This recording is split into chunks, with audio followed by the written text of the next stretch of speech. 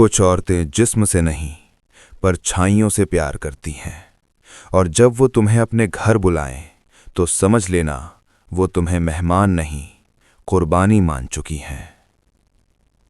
मेरा नाम उमेश कंसे है। उम्र 27 साल। शरीर से मजबूत, दिल से इतना सख्त कि 2-3 लोगों से अकेले भिड़ जाने की हिम्मत रखता हूं। मुझे आज तक किसी से डर नहीं लगा था। 2023 से पहले हमारी कंपनी में दिन रात की शिफ्ट चलती थी। 12 घंटे की ड्यूटी, मशीनों की आवाज, पसीने की बदबू और थकी हुई जिंदगियां। उस समय नाइट शिफ्ट बंद थी और मैं फर्स्ट शिफ्ट में था। उसी दौरान कंपनी में एक नई औरत आई, नाम अनीता। पहली नजर में कुछ भी अजीब नहीं लगा। साधारण सी साड़ी, थोड़ा झुका हुआ सिर और आंखें। हाँ, आंखें अजीब थीं। वो बात नहीं करती थी, घूरती थी, सीधे आंखों में, इतना कि सामने वाला खुद नजर झुका ले। एक दिन मेरे दोस्त ने हंसते हुए कहा, अरे उमेश, वो अनीता तुझे लाइन दे रही है रे। मैं हंस दिया, अरे छोड़ना, काम पे ध्यान दे। लेकिन मन के किसी कोने में एक हल्की सी गुदगुदी शुरू हो गई। उस दिन मटीरियल कम था। मैनेजर ने कहा, आज जल्दी छोड़ रहे हैं, 3:30 बजे घर जाओ। मैं, अनीता और 2 आदमी एक साथ बाहर निकले। आसमान में हल्का सा लाल रंग था, जैसे दिन खून बहाकर जा रहा हो।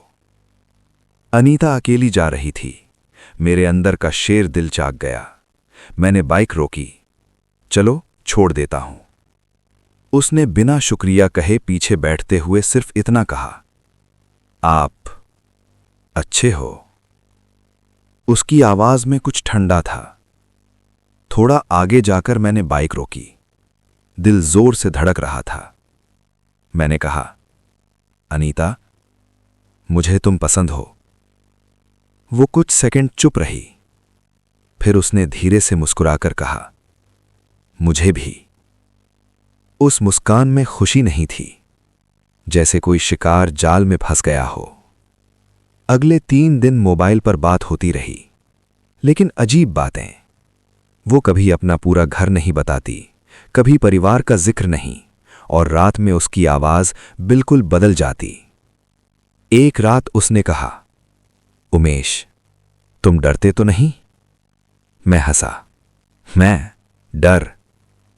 फोन के उस पार वो हंसी, लेकिन वो हंसी इंसानी नहीं लगी। चौथे दिन उसका मैसेज आया, आज रात मेरे घर आओ, 1 बजे। मैंने बिना सोचे हां कर दी। शेर दिल को डर कैसा। रात के 12:15 बजे मैं बाइक लेकर निकला। शहर सो चुका था। कुत्ते तक भौंक नहीं रहे थे। उसका घर शहर के बाहर था, एक पुरानी बिल्डिंग, चारों तरफ सूना इलाका। लाइट जल रही थी सिर्फ उसके घर में। उसने दरवाजा खोला। साड़ी बदली हुई थी, बाल खुले, माथे पर गहरा काला बिंदु। घर के अंदर अगरबत्ती की तेज गंध थी। मैंने अंदर कदम रखा और उसी पल मेरे दिल ने पहली बार कहा, उमेश, कुछ ठीक नहीं है। दरवाजा पीछे से अपने आप बंद हो गया। धड़ाम। अनीता ने धीरे से कहा, अब तुम जा नहीं सकते। मैंने पीछे मुड़कर दरवाजे की कुंडी देखी। वो अंदर से लॉक थी। मैंने हंसने की कोशिश की, अरे ऐसे मजाक मत करो अनीता। वो मेरी तरफ देख रही थी, पलके झपकाए बिना। उसकी आंखों की सफेदी अब पीली सी लग रही थी। घर के अंदर अजीब सी ठंड थी, जबकि बाहर गर्मी थी। मैंने चारों तरफ देखा। दीवारों पर पुरानी दरारें, फर्श पर सूखे पानी के दाग और हर कोने में अगरबत्ती के जले हुए अवशेष। लेकिन जो सबसे अजीब था, घर में घड़ी नहीं थी, एक भी नहीं।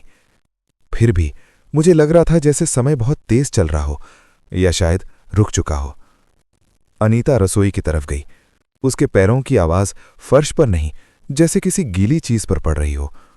फिर उसने पीछे से पूछा, उमेश, अगर कोई तुम्हें हमेशा के लिए अपने पास रखना चाहे तो बुरा क्या है?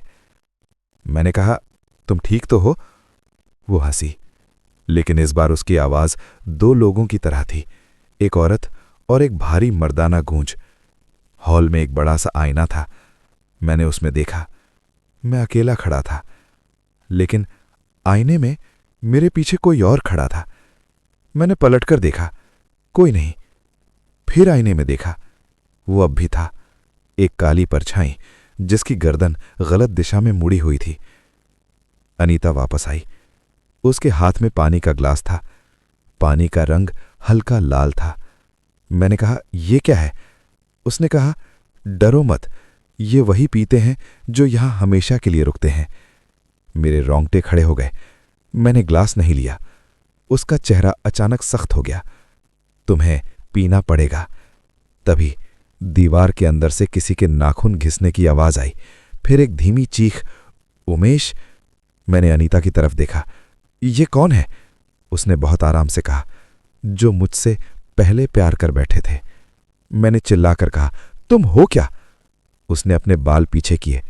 उसकी गर्दन पर कई गहरे काटने के निशान थे, जैसे किसी ने वहां से कुछ निकाला हो। उसने कहा, मैं जिंदा नहीं हूं उमेश, और पूरी तरह मरी भी नहीं। मैं वो हूं जो रात 1 बजे के बाद अकेले आदमियों को घर बुलाती है। फर्श से अचानक तेज बदबू आई, जैसे सड़ा हुआ मांस।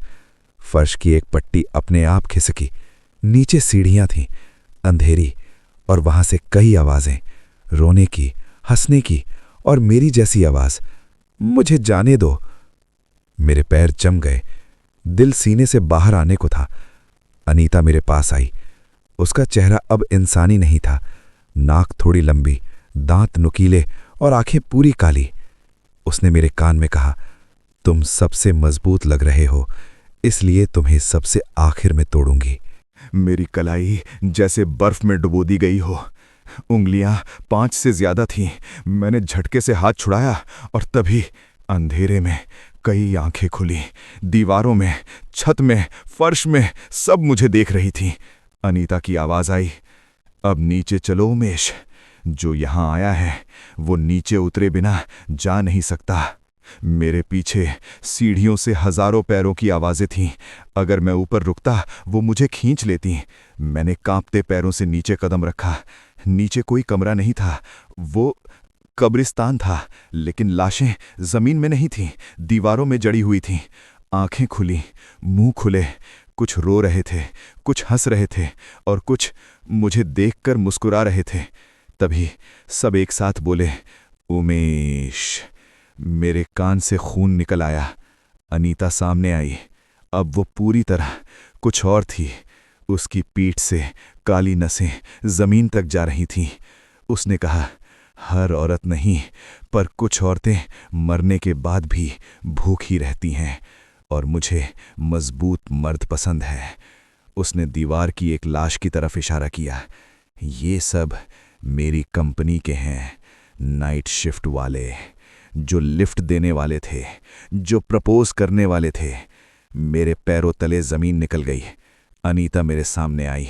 उसने कहा, अगर जिंदा जाना है तो किसी एक को अपनी जगह छोड़ना होगा, और अगर नहीं तो तुम भी दीवार का हिस्सा बन जाओगे। तभी मेरे सामने एक आदमी घिसटता हुआ आया। उसका चेहरा आधा गायब था। उसने मेरे पैर पकड़े। भाई, मेरी जगह ले ले। मैं रो रहा था, लेकिन उसी पल मेरे अंदर का शेर दिल जागा। मैंने पास पड़ी लोहे की रॉड उठाई और पूरी ताकत से अनीता पर वार किया। उसकी चीख पूरे घर ने एक साथ चीख मारी। दीवारें टूटने लगीं, लाशें गिरने लगीं, आंखें फूट गईं, अनीता जलने लगी। उसने आखिरी बार कहा, उमेश, तू गया नहीं है, मैं तुझ में रहूंगी। घर जोर से बैठ गया। मैं होश में आया तो सड़क पर पड़ा था। सूरज निकल चुका था। पास मेरी बाइक थी। घर, वहां कुछ भी नहीं था, सिर्फ जली हुई मिट्टी। मैं बच गया, लेकिन रात 1 बजे मेरा फोन अपने आप बजता है। कभी अनीता नाम से ब्लैंक कॉल आती है। आईने में कभी कभी मेरे पीछे कोई खड़ा दिखता है। और सबसे डरावनी बात, कभी कभी मेरी आवाज मेरी नहीं लगती। लोग कहते हैं मैं उस रात बच गया, लेकिन सच्चाई ये है, जो उस घर से निकला वो पूरा इंसान कभी नहीं था।